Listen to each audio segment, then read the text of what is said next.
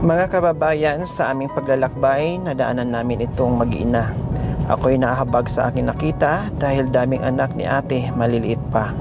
Ayan, sa pagiging pa lang at hirap na may karga-kargang bata at iisang kamay ay may bitbit na 2 galong tubig.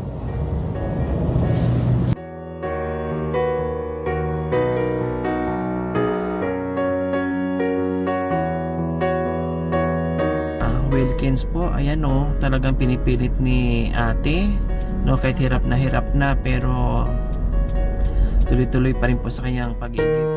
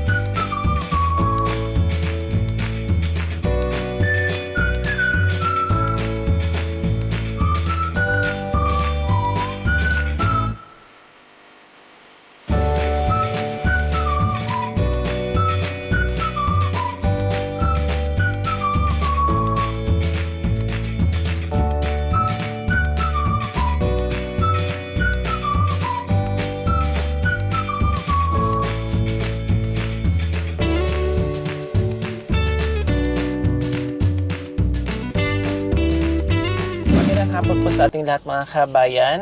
Ito po yung binaybay natin sa hapong ito. Dito po natin natagpuan yung mag-iina na 4 ang anak po na si Ate Rica. So ngayong hapon po mga kabayan, pasyalan natin muli at kumustahin natin.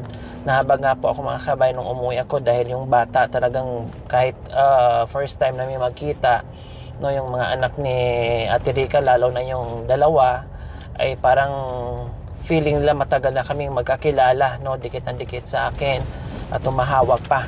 Talagang inaabot niya mga kabayan yung kamay niya, nahawakan ko siya.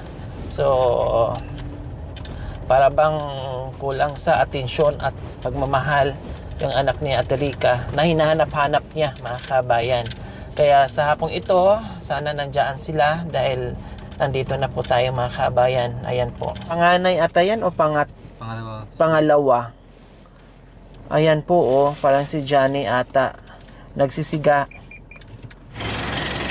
Napansin ko malayo pa lang, parang naiba na yung bahay. Dinugtungan nila mga kabayan. Baka yung pera na binigay natin sa kanila ay binili ng ibang materyales. Ayan oh, dinugtungan nga. 'Di ba? Open po 'yon. No, ngayon naka-close na at lumaki na. Siguro nga yung bigay natin na galing sa sponsor na binigay natin sa kanila ay ginamit nila yung iba kaya lumaki yung bahay at nadugtungan, which is good po mga kabayan na kahit second hand lang yung mga materyales, at least hindi na sila lamigin at okay. Hello B, hala yung aso anak ko, oh bless, oh hello anak, nandiyan si papa mo? Wala po. Saan si mama? Nandun po. Ay, wala si mama? Nandun sa bus niya. Si mama mo? Diyan po, nagbayad. Ay, nandito. O, halika, punta tayo kay mama. Pasok po kayo doon. Maganda na po yung bahay namin. Wow! Maganda ni Papa. O, bakit maganda na ang bahay? Ay, Ate Rica, bakit maganda na ang bahay? Anong ginawa? Ginawa po ni Papa. Ginawa ni papa mo? Po. Wow! Hello, Ate Rica. Hello! O, sige, bihis ka muna, Bi. Dali nga. Bihis ka muna. Dali. Dali, kay may pasalubong ako mamaya. Dali. Bihis ka kaagad. O, sige, bihis muna, ha? Ay, natumba yung ano? Opo. Oo, lagay natin dito. Baka matumba ka. Ayan. O, kumusta ka? Anong ginawa mo? Tinulungan mo si Papa? Opo. Gumawa nitong bahay? Ang bilis naman. Noong nakarang araw lang ako nandito. Tapos, nagawa na kaagad? Masaya ka na may malaki na bahay mo? Opo. Oh, wow. So, bumili po pala. Ito lang yung bahay nila, mga kabayan. Ah, dito. Ah, okay. So, ganito po pala mga kabayan nangyayari. Ito po kasi mga kabayan ay bulok na. No? Butas-butas na po pala doon mga kabayan, oh. Ayun po, oh. Diyos ko po mga kabayan, no? Butas-butas na po pala yon at naka-slanting na rin po mga kabayan, Ayan po yung no? bigas. Pati yung ano po nila mga kabayan, pati yung kugon, talagang malapit na rin po pala bumigay yung bahay nila ni Ate Rica. Ang nangyari, dahil dumating bigla yung biyaya natin, no, na natanggap nila. So ngayon yung biyaya, hindi sinayang. No, naisipan nila kaagad po mga kabayan ay ipagawa itong bahay nila. Kumbaga yung pera, no, dahil sabi ko nga i-priority yung pagkuha ng birth certificate dahil kahilingan ng anak para makapag-aral. So konti lang naman ang gagastusin doon. The rest, wala na islang ibang binili kundi itong yero na second hand at mga trapal at mga iba pang gamit, siguro mga pako, etc. etc. Para mabuo nila ito mga kabayan, no, para meron silang malilipatan. O Ate Rica, kumusta? Biglang nabago yung bahay. Ha? Tumutulo po kasi. Tumutulo yung bahay. Opo. Tapos, naisipan nyo na ipapaayos nyo? Sinong gumawa? Asawa ko lang po. Yung asawa mo lang ang gumawa. Buti marunong magpanday. Opo. Ito, saan yung to nabili? Binigay lang po. Ay, binigay lang to? Opo. Saan naman nahingi? Akala ko binili. Saan Binigay nahingi? lang po yun. Ng kakilala nyo? Opo. O, so yung binili nyo na lang ay mga pako. Opo. Ganon. Tapos ano pang binili nyo? Mga ano, mga bigas binili pa namin. Ah, okay. So ganito po pala mga kabayan. Buti na lang may nagbigay ng yero. Tapos itong mga sikanan, doon lang siguro nila kinahoy sa dati lang bahay. Tapos, ang binili lang nila ay itong mga pako at saka itong ginamit sa pangyero. O di ba mga kabayan, kumbaga naisipan nila kaagad na mayroong tamang-tama, may biyaya, no? And then may yero na nagbigay din. Salamat naman doon sa nagbigay, no? Tapos may pera, may panggastos, may pangkain, bumili ng anong binili nyo doon sa biyaya na tanggap nyo, Ate Rica? Bigas po tsaka Bigas, mga grocery na ano. grocery, anong ulam inuwi mo? Manok po. Yung chicken daw gusto nila. Chicken ang gusto nila. Tapos yung buo pong manok. Lechon manok, ganon. O, di ba mga kabayan? So, nasarapan sila. O, request ng mga bata, chicken, yun daw po yung gusto ng mga bata. Kaya, kahit papaano po mga kabayan, sabi ko nga, marami yung mga bata na natulungan natin, yung mga pamilya, pero ni minsan hindi pa makakain ng Jollibee. No? Dahil, siyempre nga, may pera yung mga magulang pero sapat lang doon sa pangangailangan nila pagkain. Ibili nila ng Jollibee, ibili na lang nila ng bigas para pagsuluhan kahit wala ng ulam. O, kumusta? Kumusta na Ate Rica? Naikwento mo ba sa asawa mo? O anong sabi niya sa'yo? Tuwang-tuwa po siya. Tuwang-tuwa siya. Tapos anong sabi niya sa'yo? Opo, tuwang-tuwa po siya. Ano. Ay, isa lang sabi niya maano na natin yung ano ng anak mo. Makakapag-aral na yung anak mo. Kumusta? Kumusta pala Ate Rica yung birth certificate? Hindi pa nalakad? Hindi, ano na po, kukunin na lang po namin. Wow! So pagbalik namin, makukuha mo na. Opo, Wow! makukuha na. Very good. So, nagugutom. Nagugutom. Oh, sige lang, kain lang. Sige lang. Kanin ko to eh. Sige lang. May nan. Anong ulam? Toyo. Toyo. Hindi pa kayo luto ng ulam. Ha? Hindi po. Kasi mga bagong ligo pa kayo Bagong dating pa, mukhang bagong ligo lang. Sinabi mo na merong dumating. Tapos nagpasalamat siya. Ngayon, saan siya? Nagtrabaho. Sinundo po Nagtrabaho. Oh, sayang, hindi ko ma-meet, hindi ko makita. Oh, hindi bali. No, at least alam niya at natuwa siya doon sa biyaya na natanggap niyo. Okay, sige. Kumakain yung mga bata. Hapunan na ba yan? O merienda lang? Puna na po yan. Hapunan na? Opo. Ang aga nyo palang maghapunan. Sa bagay wala dito. May ilaw kayo, wala? Wala po. Ay, Diyos ko. Ano lang po, gasera. Ay, oo nga pala, gasera. Diyos ko, hindi pala natin nakadala ng solar lights. Hindi bali sa pagbalik ko, ha?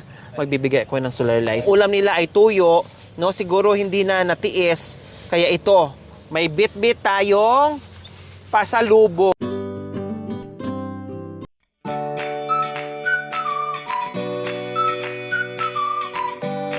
Hindi na toyo yung ulam. Oh. Ano yan, be? Ano po ito? Ano yan? Ha? Ano to? Hindi na alam. Chicken! Jollibee! Eh, sir, di naman kayo, Oh. Diba? May ulam ka na? kanin yan. Kanin yan, hindi yan tinapay. Kanin yan.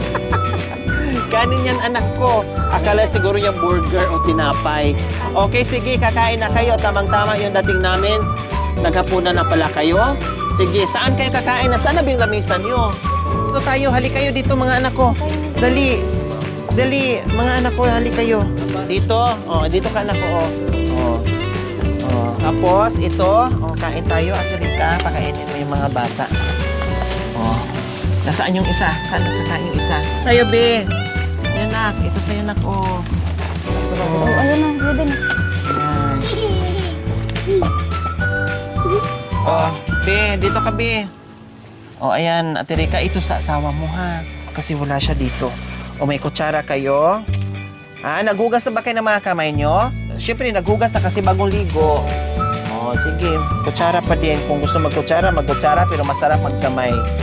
Oh, yung gusto magkutsara, magkutsara, ha? Pero masarap magkamay. Oh, baby, oh. Oh, sige na, kain na kayo. Tamang-tama pala yung dating namin. Dapat malapit. So, ayan po mga kabayan, nadatan natin, no? Toyo yung ulam nila, tamang-tama yung dating natin.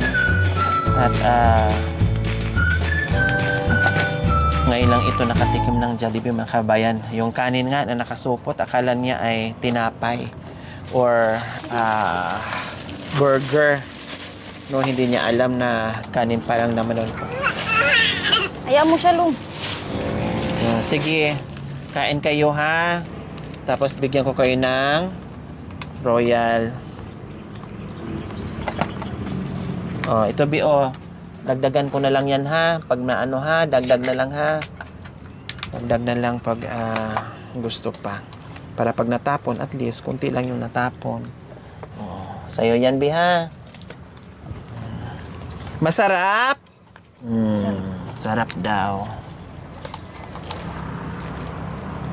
Dalawa na lang kayo nito, Ate Rika.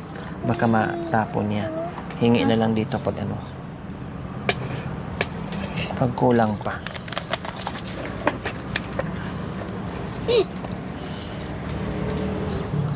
Sige, kain kayo. Ubusin nyo yan, ha?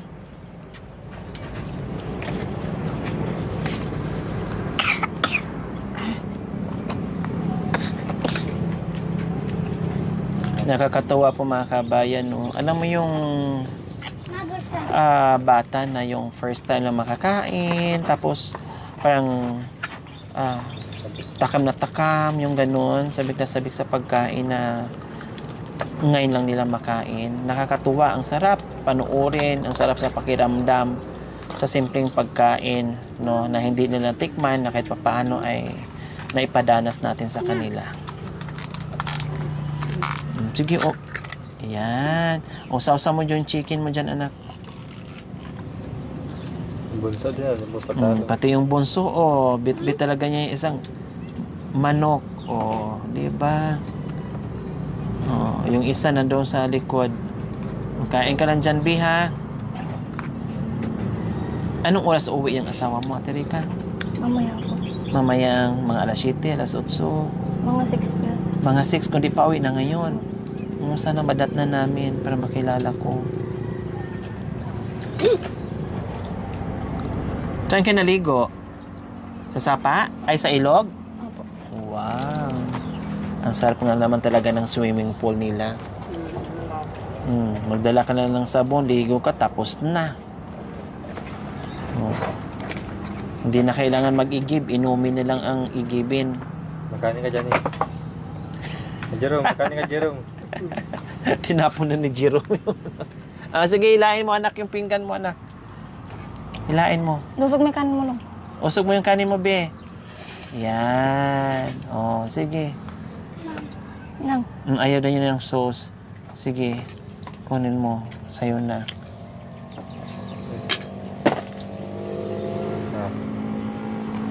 Sarap? Sige. Akala ko nga, Ate Rica, dinugtong mo ito. Yun pala, sira na pala dyan, no? Kaya, buti naman, naisipan nyo kaagad na dugtungan dito. Siguro mga kabayan, gusto na nila itong ipaayos noon pa man. No, kailan siguro problemado sila pambili ng pako, no? Kasi ang yero, libre na pako. Siyempre, mahal din ang pako. No, yung umbrella nails, yung ginagamit diyan, mahal din. Siguro yun din yung iniisip nila. Kaya nung may pera sila, eh talagang ginawa na. Para wala nang problemahin. Yan ay bustos ka. 'Di ba? Kasi babagsak na talaga eh.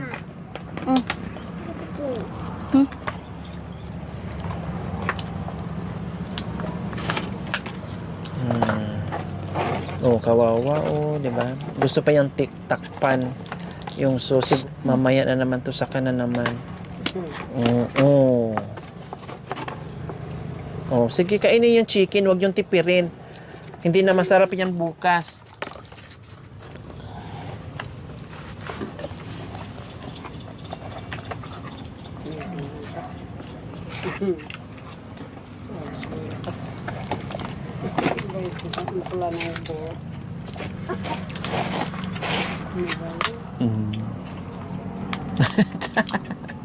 Bakit? Bakit napatingin ka sa akin, be? Ha? Pa. Sarap? Nga? Ano nang ginawa mo dyan sa chicken? Minasa mo na yan. Ngat-ngatin mo na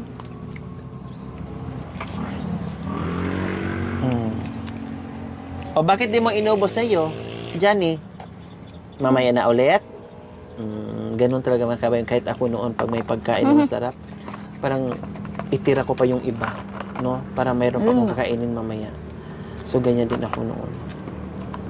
Hindi ko inuubos. Kung pwedeng paabutin hanggang bukas, nako. Hanggang ano pa yan, kinabukasan.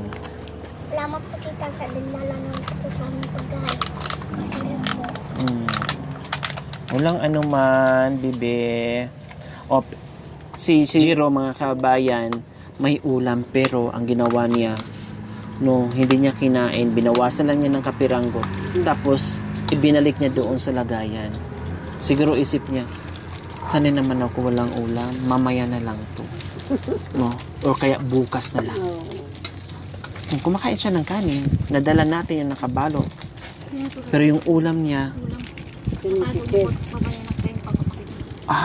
sabi ko na nga ba eh.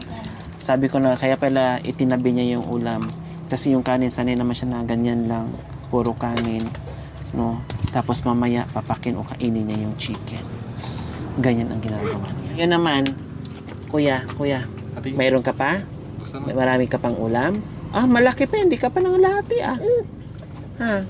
Mamaya na din, para mayroon pang dukot-dukutin. Tinabi din. Meron pang second round. Sabi ni Bonso, ako kakainin ko to. Kasi baka mamaya kukunin pa ni kuya at ni ate. Kaya uubusin na ni Bonso. Masarap, Bonso? Binibigay niya. Masarap, Bonso? Ayan na daw niya ng kanin. No. Ay, mamaya na. Itatabi muna. Mamaya na daw. May kanin pa kayo? May sinaing pa kayo? Magdagdag ka pa, Terika, kung gusto mo. Mamaya na. Sige. Soft drinks. Gusto nyo pa? Ito pa, Akin na yung mga baso nyo. Sa'yo, be? Gusto mo pa, be? Ay, ayaw na. Gusto pa. Ikaw, be? Ayaw na? Saan baso mo? Saan? May laman pa pala baso mo. Sige. Ayaw na niya. Ikaw, Ate Rica. Sige. O, mamaya inom na lang kayo ha. Hingi na lang kayo ulit mamaya. Dito ko na ilagay. So, Ate Rica, kumusta? Ano sa pakiramdam mo na nakita mo ngayon na nakakain ng Jollibee yung mga anak mo? Masaya po. Ha? Masaya po. May nagbigay po namin po. Kakain sila na Masarap po. masarap. Kung mga kabayan, kahit sino naman, kahit tayo, masaya at masarap sa pakiramdam na makita natin yung mga anak natin, no, na makakain ng masarap. Masarap tingnan po mga kabayan, no, lalo na pag yung tumawa sila, nabusog sila, tapos yung gusto nila yung pagkain. Naku, parang ang sarap sa pakiramdam natin mga kabayan na maibigay natin yung sa kanila paminsan-minsan. 'Di ba? Minsan nga pag yung pakiramdam natin, pag wala tayong maibigay sa mga anak natin, pag nanghihingi, halimbawa nagpabili ng masarap na pagkain, o 'di ba? Gusto lang ice cream, yung ice cream na nilalako na halagang 10 ata, dati pwede nga makabili ng 2 diyan o kaya 3 pero ngayon mahal na. No, iiyakan ka ng bata pag hindi mo maibigay yung gusto nila paminsan-minsan. Masakit sa puso yun, masakit sa damdamin bilang isang ina. Oh, di ba?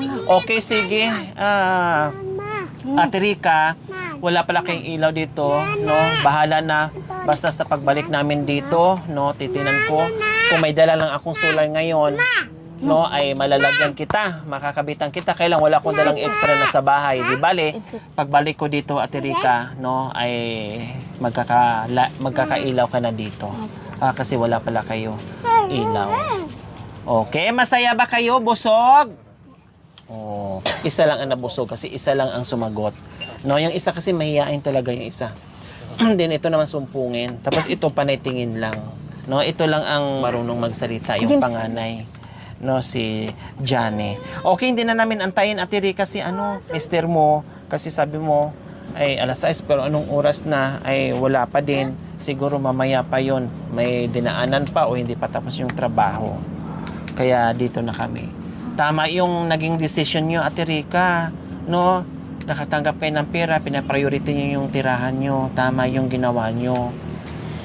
Tapos yung sobra, siyempre, ibili nyo ng pagkain, tamang-tama. Lalo na bigas, no? Tapos grocery. Anong mga grocery nabili mo, Ate Rica? Mga yung... Dilata? Tapos mga laki. Lucky Me, dilata. Naubos na? Ang bilis, ano po kasi. Baga, masarap din yung kain nila kasi may ulam. Kumbaga, minsan-minsan lang.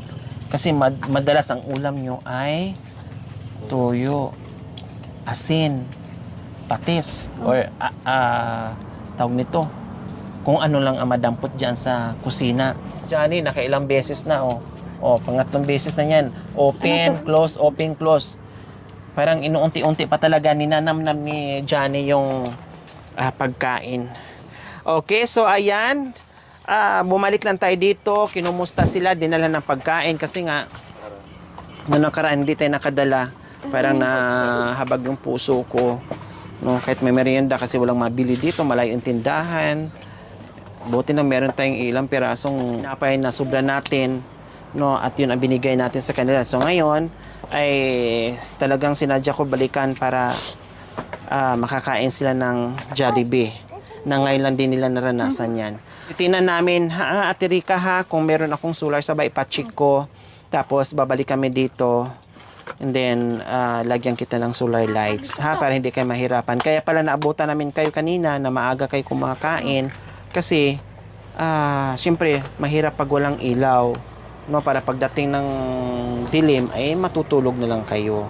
Pero yung birth certificate, kailangan isakasuhin na yung tuloy-tuloy para yung pag-aaral nitong panganay mo o doon pa sa kasunod, itong ibang anak mo ay makapag-aral na.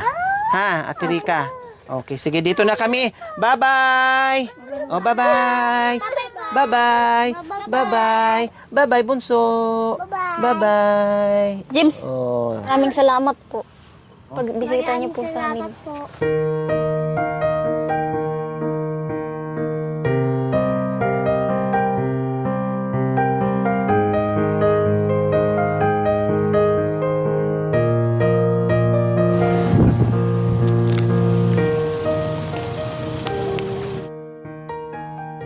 Mga kababayan, nandito po kami ngayon. Ginabi na naman po kami.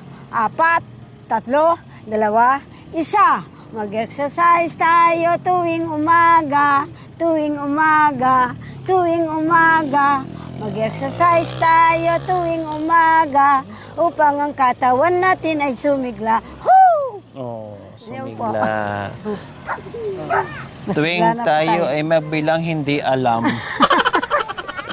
ay nagbilang ay nalimutan.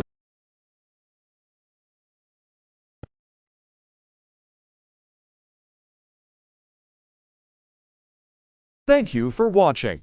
Don't forget to like, share, and subscribe.